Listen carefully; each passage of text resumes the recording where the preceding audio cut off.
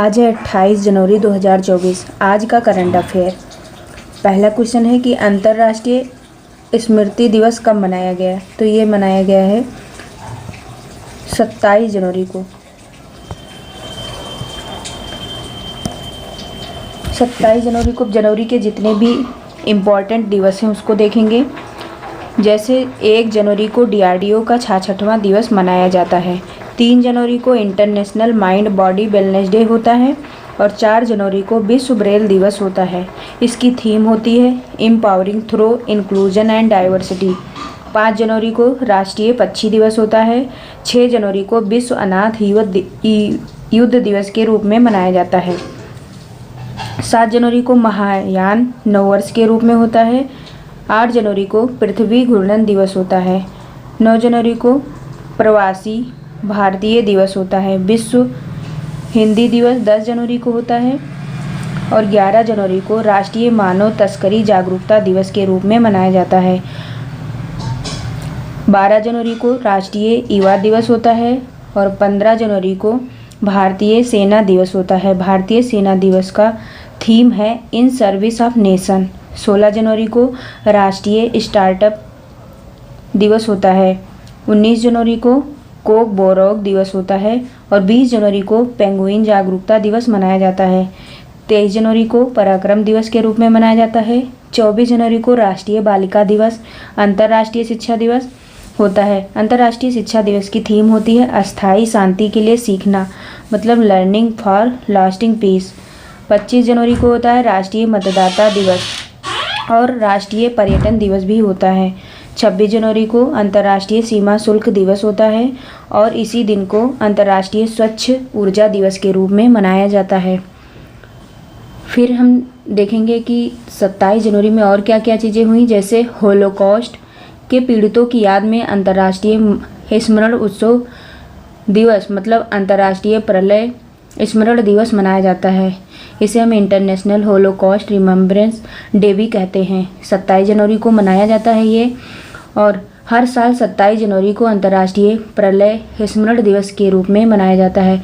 इस दिन का उद्देश्य द्वितीय विश्व युद्ध के दौरान हुए प्रलय की त्रासदी की वर्षगांठ मनाने के लिए होता है। अब हम दूसरा क्वेश्चन देखते हैं। दूसरा क्वेश्चन है किस भारतीय कंपनी को अमेरिकी स्वास्थ्य नियामक से जेनरिक दवाओं के लिए मंजूरी मिली है? तो ये जायडस कंपनी। कौन सी हो जाएगी? जायडस। लाइफ लाइसेंस को हाल ही में पोस्ट हर्पेटिक न्यू लिगा से संबंधित जेनरिक दवा का मार्केटिंग के लिए अमेरिकी स्वास्थ्य नियामक USFDA ने अंतिम मंजूरी, मतलब इसको दी गई है। इसके तहत कंपनी गैबापेटिन टैबलेट का प्रोडक्शन और मार्केटिंग कर सकेगी। जायडस गैबापेटिन टैबलेट के लिए यह अधिकार हासिल करने वाली पहली भारतीय कंपनी है। फिर हम अगला क्वेश्चन देखेंगे तीसरे नंबर का कि भारतीय सेना ने कहाँ इंडिया सेल्फी पॉइंट खोला है? तो ये जम्मू कश्मीर में खोला है। जैसे भारतीय वायुसेना ने जम्मू कश्मीर में ऑपरेशन सर्वशक्ति लॉन्च किया। PM विश्वकर्मा योजना लागू करने वाला पहला केंद्र शासित प्रदेश जम्मू कश्मीर बना है। अटल डुल्लू को जम्मू कश्मीर का मुख्य सचिव नियुक्त किया गया। जम्मू कश्मीर के किश्तवाड़ जिले में केसर को GI टैग मिला। फिर हम अगला क्वेश्चन देखेंगे चौथा नंबर का कि यूनिकॉर्न बनने वाली भारत की पहली AI कंपनी कौन बनी है? तो ये कृत्रिम बनी है। ओला के दूरदर्शी भावेश अग्रवाल ने कृत्रिम को इसके लिए $50 मिलियन सुरक्षित किए हैं। भावेश अग्रवाल द्वारा सह स्थापित कृत्रिम तेजी से आर्टिफिशियल इंटेलिजेंस के क्षेत्र में एक प्रमुख खिलाड़ी के रूप में उभरा है। फिर हम अगला नंबर का क्वेश्चन देखते हैं 5th नंबर का कि नॉर्मन ज्यूसन का निधन हुआ है, वे कौन थे? तो वे एक निर्देशक थे। फिर हम 6 नंबर का क्वेश्चन देखेंगे कि किसे वायुसेना पदक से सम्मानित किया गया है? तो ये निकिता मल्होत्रा को सम्मानित किया गया है। मिस अमेरिका 2024 का ताज मैडिसन मार्च ने जीता है। घुड़सवारी के लिए अर्जुन अवार्ड पाने वाली पहली महिला भारतीय महिला दिव्य कीर्ति सिंह बनी है। चीनी उद्योग में सर्वश्रेष्ठ पर्यावरण अधिकारी का पुरस्कार जीतने वाली पहली महिला दीपा भंडारे बनी है। प्रसिद्ध बंगाली लेखक शीर्षेंदु मुखोपाध्याय को 2023 कुवेंपु राष्ट्रीय पुरस्कार मिला? MS स्वामीनाथन पुरस्कार से VR कंबोज को सम्मानित किया गया। इसरो के VR ललितांबिका वैज्ञानिक को फ्रांस के सेवेलियर पुरस्कार से सम्मानित किया गया। 7 नंबर का क्वेश्चन है कि 3 ट्रिलियन बाजार पूंजीकरण पार करने वाली दुनिया की दूसरी कंपनी कौन सी बनी है? तो ये माइक्रोसॉफ्ट बनी है। फिर हम अगला क्वेश्चन देखते हैं कि DGCA ने किस विमान कंपनी पर 1.1 करोड़ रुपए का जुर्माना लगाया है? तो ये एयर इंडिया पर लगाया है। फिर हम अगला क्वेश्चन देखते हैं 9 नंबर का कि भारत और किस देश ने रक्षा औद्योगिक साझेदारी के लिए रोड मैप अपनाया है? तो ये फ्रांस ने अपनाया है। फ्रांस में तमिल कवि तिरुवल्लुवर की प्रतिमा का उद्घाटन हुआ।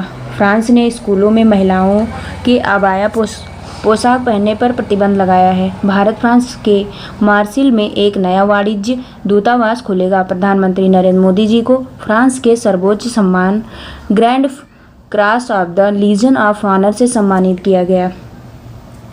फिर हम अगला क्वेश्चन देखते हैं कि किसने विश्व के प्रतिभाशाली छात्रों की सूची में स्थान अर्जित किया है? तो वो प्रीसा चक्रवर्ती। फिर अगला नंबर का क्वेश्चन है किसने भारतीय वैज्ञानिक को UK का प्रतिष्ठित बाला-वार्टनिक पुरस्कार मिला है?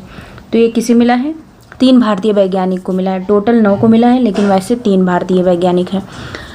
तो सायन, भौतिक और जीवन विज्ञान के क्षेत्र में अग्रणी काम के लिए ब्रिटेन में युवा वैज्ञानिकों का बाला-वार्टनिक पुरस्कार पाने वाले 9 वैज्ञानिकों में से 3 भारतीय हैं। पुरस्कार पाने वालों में प्रोफेसर राहुल R नायर, मेहुल मलिक और डॉक्टर तन्मय भरत शामिल हैं। इन्हें 27 फरवरी को लंदन के बैंक्वेट हाउस में एक समारोह में सम्मानित किया जाएगा। उन्हें पुरस्कार के रूप में 4,80,000 पाउंड का अनुदान दिया जाएगा। फिर हम अगला क्वेश्चन देखते हैं कि हॉकी 5S महिला वर्ल्ड कप किसने जीता है? तो ये नीदरलैंड ने जीता है। फिर हम अगला क्वेश्चन देखते हैं कि खेल केंद्र के उद्घाटन के लिए किस राज्य सरकार ने अभिनव बिंद्रा के साथ साझेदारी की है? तो ये असम राज्य सरकार। असम के राज्य परिवहन निगम ने भारत की पहली 100% इलेक्ट्रिक बाइक टैक्सी शुरू की है। उल्फा गुट और असम सरकार के बीच त्रिपक्षीय समझौता हुआ है। 8वां Brahmaputra valley film festival Guwahati में हुआ। अमृत वृक्ष आंदोलन के लिए असम के मुख्यमंत्री को गिनीज वर्ल्ड रिकॉर्ड प्रमाण पत्र प्राप्त हुआ। फिर हम अगला क्वेश्चन देखेंगे कि 63वीं जियोलॉजिकल प्रोग्रामिंग बोर्ड की बैठक कहाँ हुई? तो ये भोपाल में हुई। Central geological programming board CGPB की 63वीं बैठक मध्य प्रदेश के भोपाल में हुई, जिसकी अध्यक्षता खान मंत्रालय के सचिव श्री VL कांथा राव ने की थी। फिर हम अगला क्वेश्चन और लास्ट क्वेश्चन देखते हैं कि केंद्रीय कैबिनेट ने सूचना प्रौद्योगिकी के क्षेत्र में सहयोग के लिए किस देश के साथ समझौता किया है? तो ये ओमान के साथ। जय हिंद, जय भारत।